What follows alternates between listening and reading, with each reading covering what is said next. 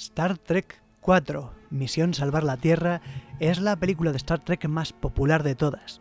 Es tan popular que todo el mundo la llama la de las ballenas. Da igual si vives en una gran ciudad o en un valle perdido.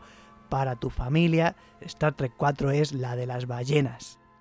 Supone el remate final de la trilogía del Génesis, por lo que tienen que dedicar algunos minutos a atar cabos de las películas anteriores, pero jamás se demoran, todo está relatado con un ritmo muy natural.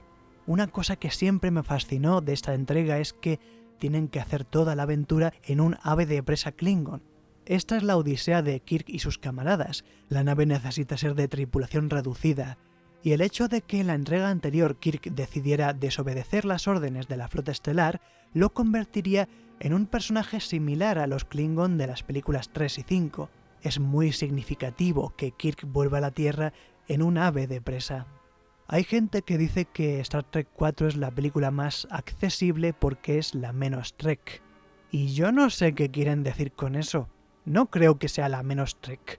Al contrario, yo creo que no hay nada más Trek que ver a Kirk y a sus amigos hablar y hablar. La serie original no tenía presupuesto para derrochar en efectos especiales.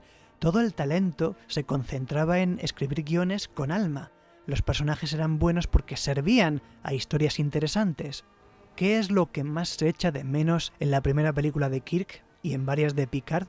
La conexión humana. Y Star Trek 4 es pura conexión humana. Para mí es la película Trek más Trek.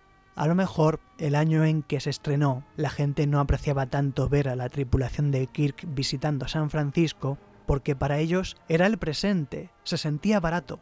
Ahora, en el siglo XXI, se siente como la aventura mejor producida de toda la franquicia. No es un mundo de cartón piedra, no son 2 o 3 maquetas vistas a lo lejos. Ver el San Francisco de 1986 implica ver parques, costas, avenidas, vehículos, restaurantes, todo un derroche de localizaciones exteriores. Y por si fuera poco, debido al ritual de Vulcano, la mente de Spock se encuentra en un estado similar al de la rigidez mental que solía tener unos 15 años antes. Esto permite que volvamos a ver justificadamente aquellas interacciones de Spock-Kirk intelecto-corazón. Esto es lo que convierte Star Trek 4 en el largometraje más fiel a la serie original. En mi opinión, hubiera sido un final perfecto para la saga cinematográfica. No necesitamos villanos cuando la incomunicación es la peor amenaza para la humanidad.